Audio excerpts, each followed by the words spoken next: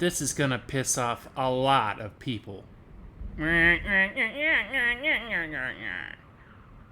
What, me? Hey, I'm just picturing the look of that dumbass W's face.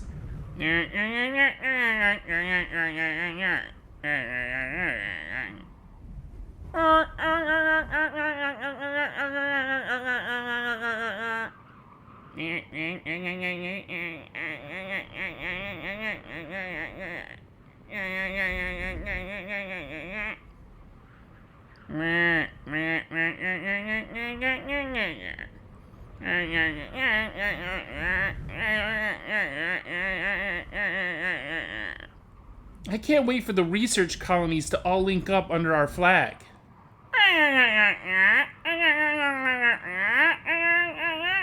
Hey, we need a figure to rally around, a penguin for other penguins to look up to.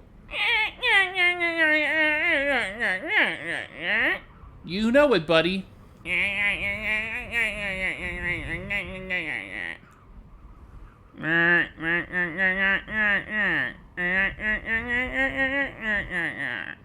I hate to rely on corporate power, but if we can find some rich oddball, maybe we can get him on board the Penguin Liberation Movement.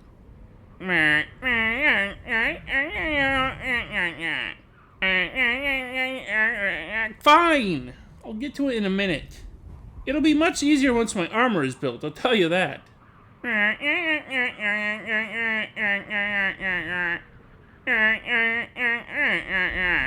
Bah.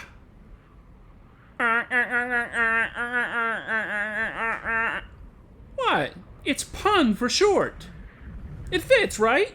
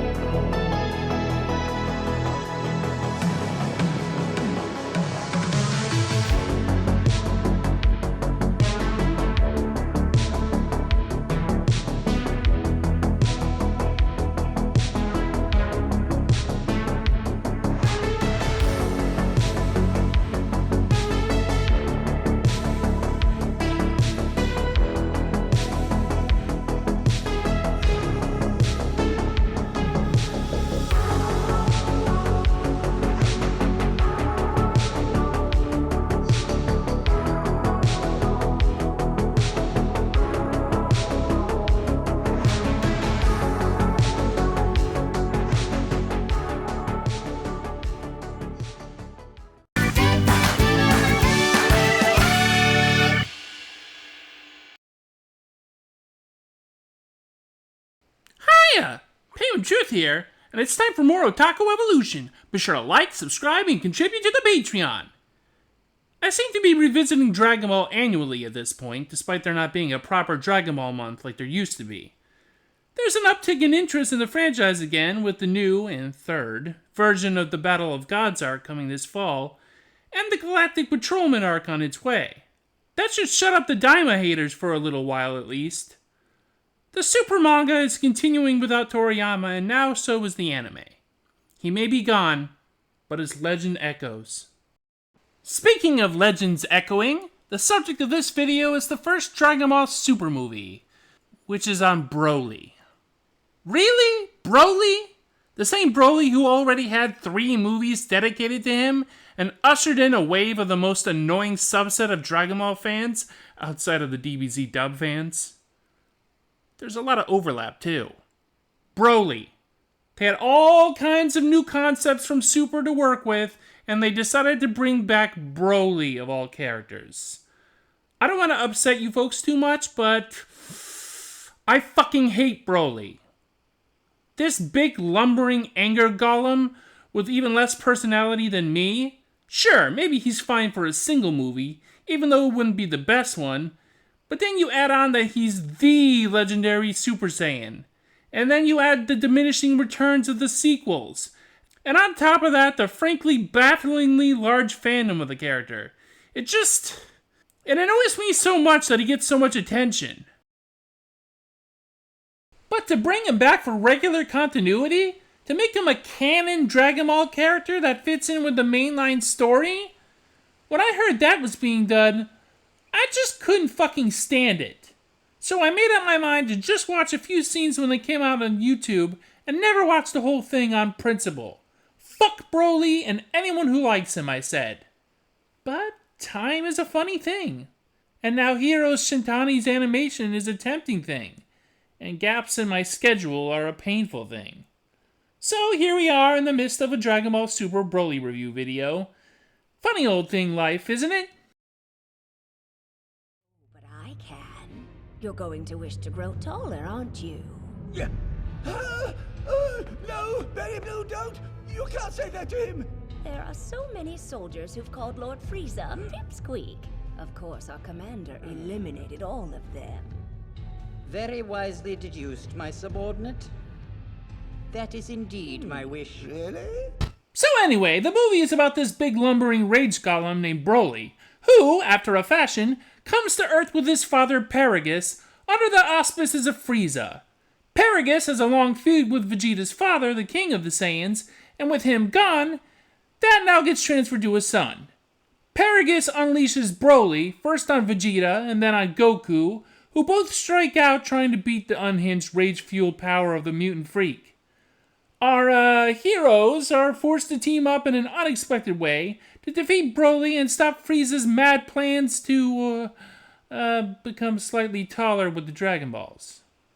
Well-animated fighting ensues. What are you doing? I am the mighty Lord Freeza!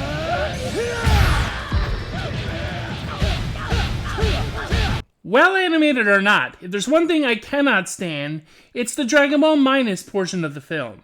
I loathe Dragon Ball Minus, trying to make Bardock and his wife into the caring Saiyans who sent off their child to protect him, flies in the face of everything presented to the reader in the 42 volumes of the original manga. The emotionally manipulative, completely flaccid scene where they send baby Kakarot off to Earth is grade A bullshit. Now, you might be saying, well, Mike, the Bardock TV special was never really canon, so let's give Toriyama a chance to write what Bardock was really like. To that I say, fuck you! We're supposed to believe that Goku's father was the one fucking Saiyan caring enough to send his child off-planet, some kind of special snowflake Saiyan that cares about his low-class progeny? This is almost as bad as him time-traveling back to become the first Super Saiyan. When Raditz came to Earth, he explained that Saiyans are warriors who clear planets of life so that they can be sold. Goku Kakarot was supposed to conquer Earth as it had little potential of being threatening to even a Saiyan child. Now, okay, you could argue that Raditz may not have known the real reason Kakarot was sent off, or that he's dishonest, so I trust him, but what reason does he have to lie about it at that point? And in the manga, when Freeza recalls Bardock, he looks just like he did in the Bardock TV special, complete with bandana. We also find out that Goku bumped his head when he fell into a ravine as a child. Before that, he had been extremely violent, but calmed down and became a loving child after that. Is that no longer true either? It just don't add up! But Minus aside, I have to admit, I actually like this movie. I actually enjoy it quite a bit. And one of the reasons is that Broly isn't just a rage golem that bulldozes our heroes. Neither is Paragus solely a nefarious schemer who never really cared about his son.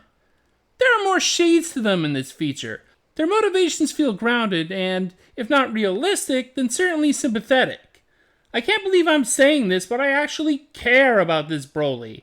I actually felt bad for this Broly, didn't want to see him go the way of the old one, and was pleased with what happened to him by the end. I'm legitimately glad they went and fleshed out Broly in a way that makes you kind of cheer for him. He's still not the deepest, most complex guy in the universe, but he's just complex enough to attach to. He's almost a completely reinvented character, with some of the old one's basic traits, but more beyond that. A Broly that's not just maximum power, but maximum cinnamon roll. I named Ba after the sound the creature would make sometimes. It was scary when it got mad, but I got over that. And I started to train by avoiding Ba's teeth. We became like friends. We became like good friends.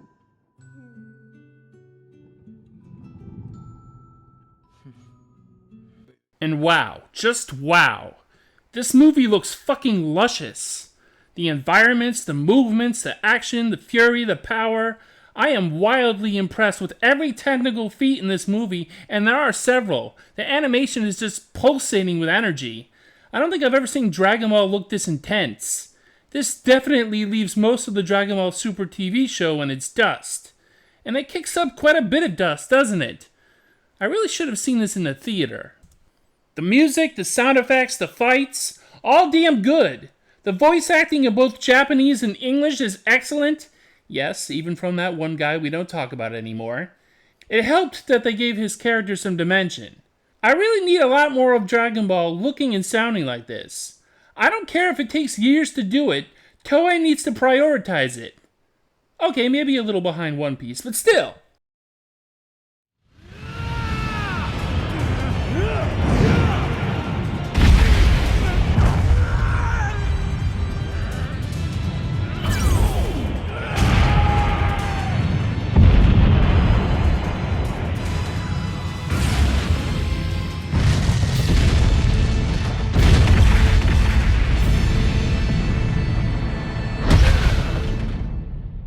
Classic Broly?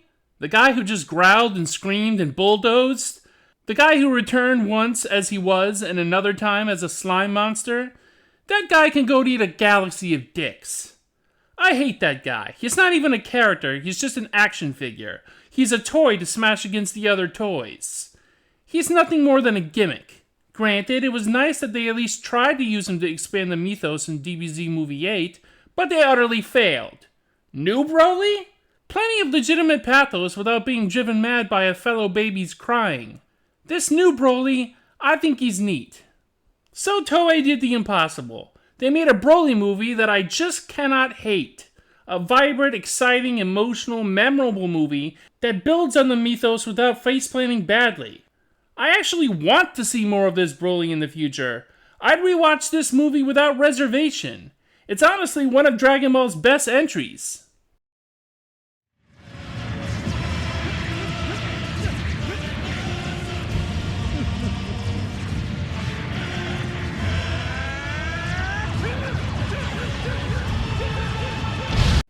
Anyway, that's enough Otaku evolution for now. I'll be taking a bit of a break for a while. I hope you don't mind. I just discovered that I'm doing more videos than I was set to for this year.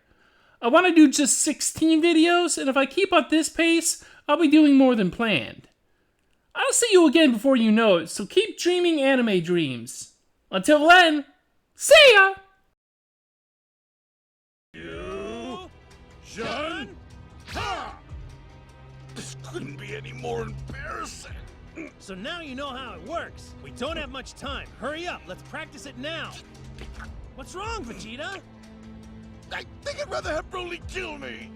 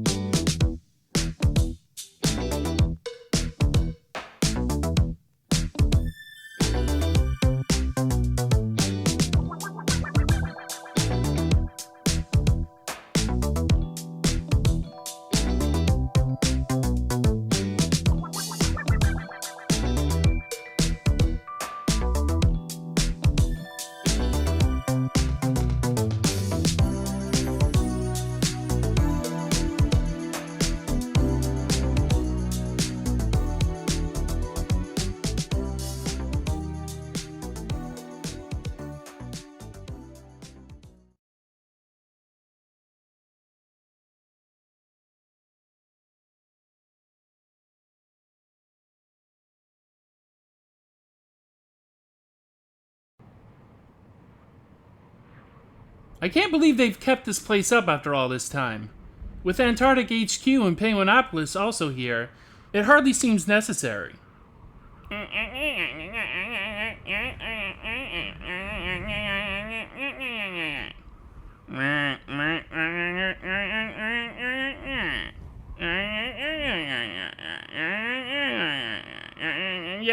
Yeah. But since when are you so sentimental, Pen Pen?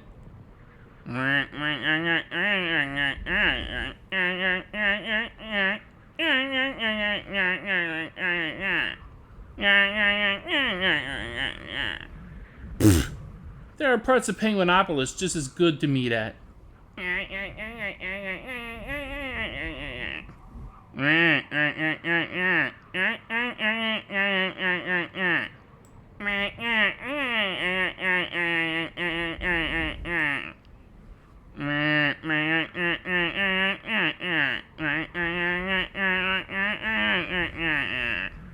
Oh, those guys. So this is about the void puffin'?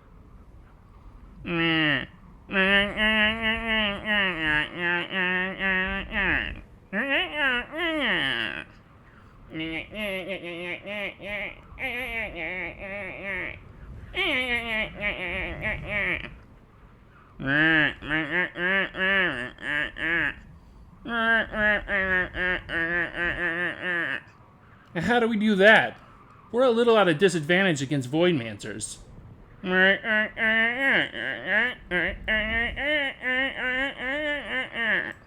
Meaning?